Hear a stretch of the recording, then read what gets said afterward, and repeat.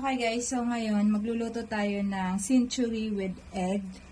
So ang gagamitin natin, meron tayong garlic, meron tayong sibuyas, meron tayong green chili, and then ang century tuna. So tinanggalan natin yung